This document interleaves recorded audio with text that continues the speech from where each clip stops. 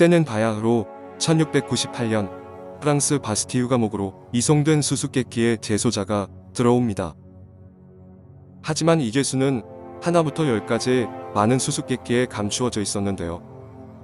첫 번째로 죄수는 철가면을 쓰고 있었습니다. 매일같이 잘 때도, 창밖을 쳐다볼 때도, 심지어 밥을 먹을 때도 철가면을 써야 했죠. 더 놀라운 점은 그가 죄수 신분임에도 간수장이 직접 음식을 가져다 주었으며, 그가 식사를 하고 있는 동안에는 간수장 또는 병사들이 기립을 하고 있어야 했죠. 역사에 남아있는 기록을 보면 더욱 자세히 그에 대한 기록이 남아있습니다. 첫째, 이자를 독방에 수용하되 들창은 누구도 가까이 갈 수 없는 방향에 만들고 감시병들이 아무것도 엿들을 수 없도록 문은 다중문으로 하며 식사를 특식을 포함해 하루분을 하루에 한 번 간수장이 직접 가져다 줄 것.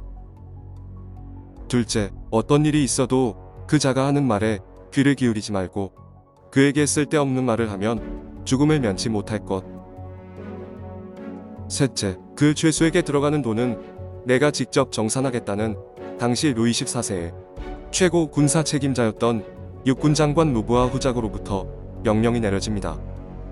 또한 이감될 때마다 4에서 5명의 병사들과 일부러 큰 돈을 지불하며 프랑스어를 알아듣지 못하는 이탈리아에서 데려온 인부를 사용하면서까지 기밀을 유지했습니다.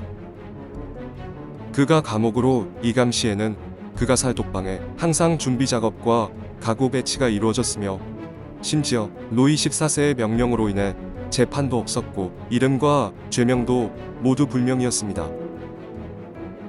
절대 군주였던 루이 14세는 어찌하여 단순히 얼굴을 가리는 형벌을 통해 죽이지도 않았을까요? 34년간이나 유폐하면서 막대한 돈을 들여 이 죄수가 알려지지 않도록 힘쓰며 평생을 두려워했던 것일까요? 여기서 또 철가면의 죄수에 대한 기록도 흥미롭게 나와 있습니다. 그는 간수가 오면 항상 공손한 자세로 대하였고 말투가 귀족의 말투와 매우 흡사했다고 합니다. 또한 벽식이 있었으며 남은 시간에 책을 읽거나 악기를 연주하며 시간을 보냈다고 합니다. 이 같은 그의 행동과 달리 당시 많은 평민들은 글도 몰랐고 악기를 다룰 수 있는 자는 더욱 드물었습니다. 놀라운 것은 당시 병사들의 주급은 2리브르였는데 철가면의 연간 생활비은 4,380리브르였다고 합니다.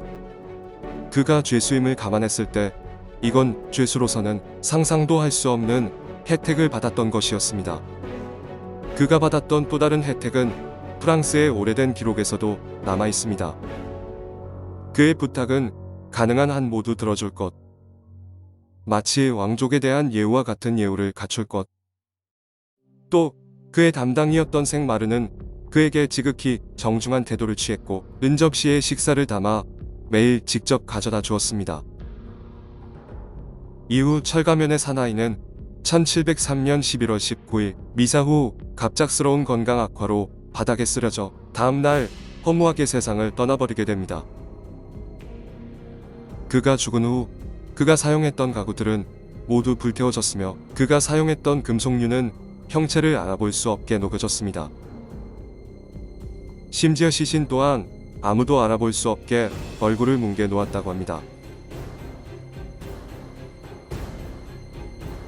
첫 번째 가설은 가장 많이 이야기되고 있는 가설로 당시 왕이었던 루이 14세의 쌍둥이라는 설입니다. 루이 14세는 쌍둥이 동생을 왕위 계승 문제로 그를 껄끄러워했지만 그와 닮은 동생을 차마 죽일 수가 없었다는 것입니다. 그래서 그를 감옥에 집어넣고 가면을 씌워 그를 누구도 알아보지 못하게 하였다는 거지요. 이 밖에도 루이 14세의 어머니가 남몰래 혼외정사로 낳은 아들이라는 설 등이 존재합니다.